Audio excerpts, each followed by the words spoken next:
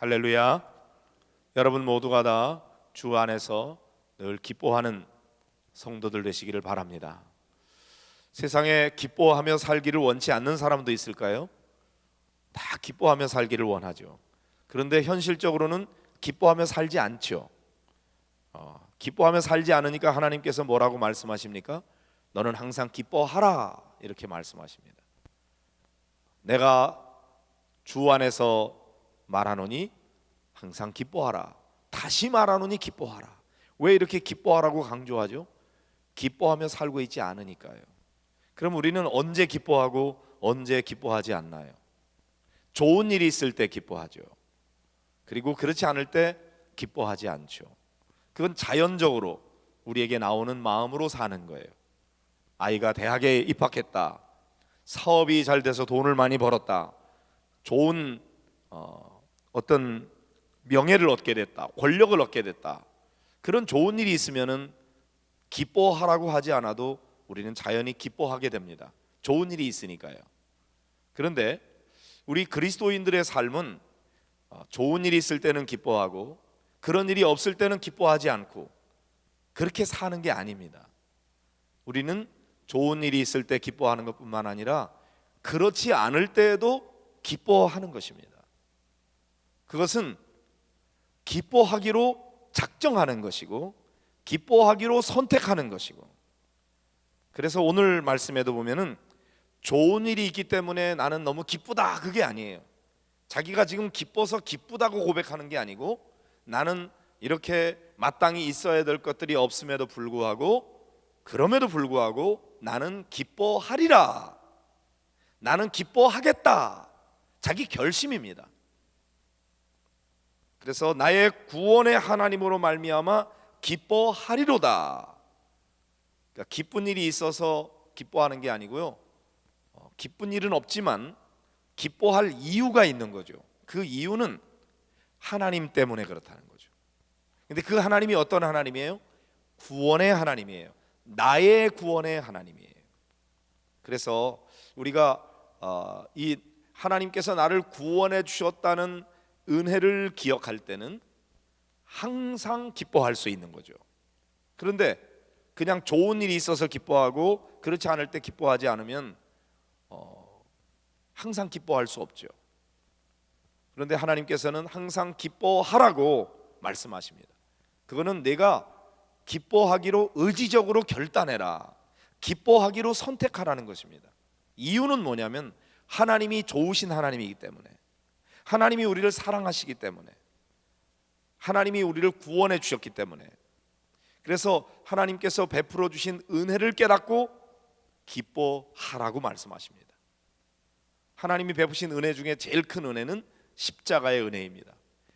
왜 십자가를 지셔야 됐는가? 우리가 죄 가운데서 멸망받을 수밖에 없기 때문에, 우리를 구원하기 위하여 독생자를 내어주셨어요. 그리고 예수님이 십자가에 달려 죽게 되는 그런 일을 하나님께서 받아들이셨어요. 그것은 죄인을 사랑하시기 때문인 거죠. 그러니까 우리가 하나님의 사랑을 받을 만한 아무런 자격도 조건도 갖춘 바가 없지만 하나님은 우리를 사랑하신다는 것입니다. 왜요? 하나님의 형상대로 지음받은 하나님의 백성이기 때문에. 그런데 우리가 죄인의 상태에 있는 대로만 있기를 원하지 않으세요. 죄에서 구원받기를 원하셔서 하나님은 우리의 구원을 위하여 엄청난 값을 치르셨습니다. 대가를 치르셨습니다. 그리고 우리를 구원하셨어요. 그리고 우리를 하나님의 자녀로 삼아 주셨습니다. 이제 우리가 하나님의 자녀가 됐으니까 우리는 하나님의 상속자입니다. 하나님의 모든 것이 다 우리의 것이 되는 것이죠. 이거는 의지적으로 내가 그런 줄로 믿고 하나님 앞에 구할 때 하나님께서 하나님의 자녀에게 기쁘게 주시기를 원하시는 분이라는 사실을 믿는 겁니다. 그 믿음 안에서 우리는 상속자임을 믿고 하나님 앞에 청구할 수 있고, 감히 우리가 그렇게 하나님 앞에 의롭거나 불의하지 않은 완전한 자가 아니라고 할지라도 자녀라고 하는 신분 때문에 우리는 담대하게 하나님 앞에 나아가서 요구할 수 있다는 것입니다. 우리가 완전하기 때문에 기도할 수 있는 게 아니에요. 또 우리가 하나님의 자녀 되는 것은 이 세상에 살다가 마지막 죽는 순간에 그때 하나님의 자녀가 되는 게 아니에요. 예수 그리스도를 믿는 순간 하나님의 자녀가 됐어요. 그런데 아직 하나님의 자녀답지 못해요. 그렇지만 우리는 하나님의 자녀예요. 하나님의 자녀는 당당하게 아버지 앞에 요구할 수 있는 겁니다. 자녀이기 때문이고, 그리고 하나님은 자녀인 우리들의 기도에 대해서 귀를 기울이십니다. 그러므로 우리는 당당하게 나아가서 비록 부족하지만, 비록 의롭지 못하지만 하나님의 은혜와 사랑을 의지하면서, 하나님, 제가 이렇게 어렵습니다. 나를 대적하는 사람들이 있습니다. 하나님께서 저들을 쫓아보내 주시고, 하나님, 나에게 이런 게 필요합니다. 이런 것들을 주십시오. 그렇게 우리가 기도하기를 하나님이 기뻐하셔요. 그리고 우리가 그렇게 기도할 때 하나님께서 우리에게 주시기를 기뻐하십니다. 왜요? 우리와 하나님과의 관계가 아버지와 자녀의 관계가 되었기 때문이죠. 그러니까 이런 하나님과 나와의 관계가 하나님 아버지와 자녀의 관계가 됐다는 이 사실로 인하여 우리는 기뻐해야 된다는 거죠. 그리고 하나님 앞에 당당하게 기도하면 하나님은 우리의 힘이 되시기 때문에 우리가 연약할 때 강하게 해주시고, 우리가 영적으로 유약해서 사단의 유혹에 넘어가기 쉬울 때도 하나님은 우리를 붙들어 주시고 이기게 해주시고, 또 우리가 경제적으로 가난할 때도 하나님 앞에 기도하면 하나님은 우리에게 필요한 것을 공급해 주시는 분이시다 이거죠. 이 사실을 믿는 것입니다. 그 믿음 안에서 나는 이제 하나님이 나의 구원의 하나님이시니 기뻐하겠습니다. 기뻐하기로 선택합니다. 기뻐하기로 작정합니다. 그리고 기뻐하는 것입니다. 그래서 이 말씀을 가지고 이제 우리가 구체적으로 우리의 삶 속에서 나는 현재 처해 있는 상황, 기뻐할 상황이 아닐 수 있어요. 물론 기뻐할 일이 많이 있는 분들도 있겠죠. 그러나 그렇지 않을 때에도 불평과 원망보다는 나는 기뻐하기를 선택하고 있는가? 자기 자신을 한번 돌아보고, 이런 말씀을 내가 잘 깨닫지 못하고 내가 기쁨을 잃어버렸어요. 기쁨을 빼앗겨 버렸어요. 다시 내가 의지적으로 결단하고 기뻐하리라 이렇게 결정하겠습니다. 그리고 나는 이렇게 기뻐합니다. 지금 기뻐할 일은 하나도 없어요. 무화과 나무가 무성하지도 못한데, 포도나무에 열매도 없는데요, 농사도 잘 안 됐는데요, 애들도 공부 잘 못하는데요, 식구들이 다 건강한 것도 아닌데요, 그렇지만 하나님이 나의 하나님이시고 하나님이 나의 구원의 하나님이시니 나는 그런 것들 때문에 기쁨을 빼앗기지 않으리라. 나는 하나님 때문에 기뻐하리라. 이렇게 하고 기뻐하고 있는가? 나는 오늘 이번 주일 말씀을 통해서 이렇게 내가 기뻐하기로 작정했습니다. 그리고 이런 일이 있어도 나는 기쁨을 빼앗기지 않았습니다. 그리고 나는 늘 기뻐합니다. 이런 간증이 목장에서 일어나면 좋을 것 같아요. 또 때로는 이 말씀대로 살려고 할 때 정말 내가 기뻐하기로 작정하고 내가 그렇게 하는데도 불구하고 너무너무 기뻐할 수 없는 일들이 많이 생겨요. 그래서 내가 불평할 수밖에 없어요. 그런데도 구원의 하나님으로 인해서 기뻐하리로다, 이 하박국의 고백을 나의 고백으로 삼고 나도 기뻐하기로 작정했어요. 기뻐하기로 완전 전쟁하는 거죠. 영적 전쟁이죠. 사단 마귀는 우리들로 하여금 기뻐하지 못하도록 자꾸 하는데, 나는 성령의 은혜 안에서 나는 기뻐하리라, 기뻐하리라, 기뻐하리라 이렇게 작정하고 나는 기뻐하기로 선택했어요. 그랬더니 내 마음속에 있는 불평과 원망이 사라지고 내가 정말로 기뻐하게 됐어요. 이런 간증이 있도록 여러분이 한번 구체적인 삶 속에서 그렇게 실천하기 바랍니다. 이렇게 기뻐하면서 어떻게 해요? 감사하는 거죠. 감사를 입으로 자꾸 표현하는 것입니다. 감사합니다, 감사합니다. 그리고 또 입술로 찬송하는 거죠. 하나님 은혜를 생각하고 내가 감사합니다. 제가 시골교회 처음 목회할 때 거기 교회 바로 앞에 살던 김순봉 집사님이라고 계셨는데, 너무너무 가난해요. 자기 땅 하나도 없어요. 남의 땅 대신 보지 내면서 농사 지어가지고 세금 내가면서 그렇게 하는데 땅도 넓지도 않아요. 가난하죠. 거기다 아들이 3명이 있는데 다 골칫덩어리예요. 본인 자신은 천식 때문에 다 그냥 헉헉거리고 숨이 금방이라도 끊어질 것 같아요. 정말 감사할 일이 하나도 없어요. 그런데 그 김순봉 집사님의 입에 달린 소리는 주님 감사합니다. 네, 주님 감사합니다. 주님 감사합니다. 안 믿는 사람들이 막 비난해요. 당신 뭐 그렇게 감사해?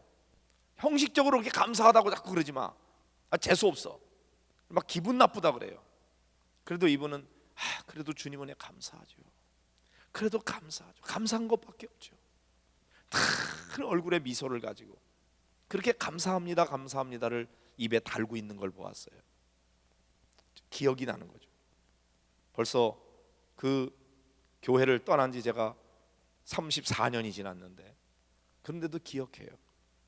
여러분, 그분은 감사할 일이 없다고 늘 불평하고 원망하고 짜증내고 그렇게 살면 달라질까요? 감사할 일이 없는데도 불구하고 감사하기로 선택하고 감사합니다 감사합니다 그러면 안 되는 건가요? 가만히 보면 객관적으로 감사할 일이 넘치는데도 늘 불만이 있어요. 입이 탁 빨라와가지고 뭔가 인상을 쓰고 그리고 늘 불평하고 원망하고 문제점만 지적하고 그래요. 얼마나 안타까운지 몰라요. 핑계는 뭔 줄 아세요? 발전을 위해서 더 잘되게 하려고 그런다는 거예요. 그리고 그냥 매사에 늘 감사만 하면 발전이 없잖아. 그런데 발전이 더 중요한가요? 아니면 늘 감사하면서 사랑하면서 사는 게 더 중요한가요? 거룩한 불만이라는 것도 있습니다. 다 발전을 위해서. 그러나 그거는 불평과 원망하는 것을 말하는 것은 아닌 것입니다. 모쪼록 우리는 정말 기뻐할 일이 있어서 기뻐하는 것이 아니라 우리를 구원해 주신 하나님 때문에 그 은혜를 기억하면서 기뻐하기로 선택하는 거예요. 그리고 나는 기뻐하리라, 난 기뻐할 거야, 아니 나는 기뻐, 이렇게 고백하는 거죠. 그래서 불평 대신에 나는 이 말씀 듣고 감사하기로 했어요. 그랬더니 이런 감사한 일들이 생겼고 또 이런 감사가 깨달아졌어요. 그리고 내가 자꾸 찬송을 했더니 하나님께서 이런 은혜를 주셨어요. 그래서 오늘 제가 이 주보에도 쓴 것처럼 감사는 조건이 아니고 깨달음입니다. 깨달으면 감사하게 돼요. 그런데 감사할 일이 많이 넘치는데도 불구하고 그걸 은혜로 깨닫지 못하는 사람은 감사할 줄 몰라요. 여러분은 감사하는 자가 되시기 바랍니다.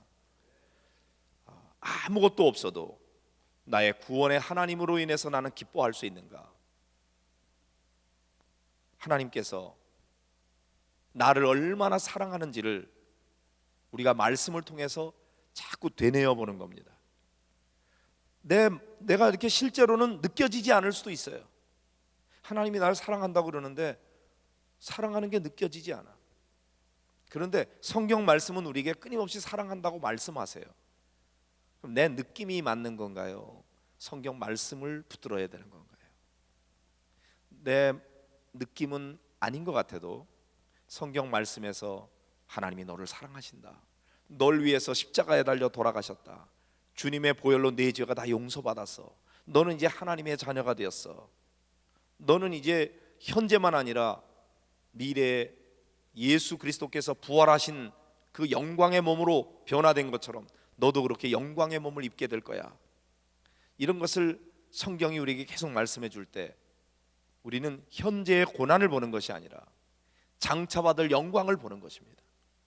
위에 높은 곳에 다니면서 높은 곳에서 낮은 데 있는 우리 자신을 높은 눈으로 보는 겁니다. 미래의 눈으로 현재를 보는 겁니다. 그리고 믿음의 눈으로 우리가 미래를 바라보는 겁니다. 그리고 항상 좋은 쪽을 보는 겁니다. 좋은 말을 하는 겁니다. 여러분, 우리가 어떻게 선택하느냐는 우리의 자유입니다.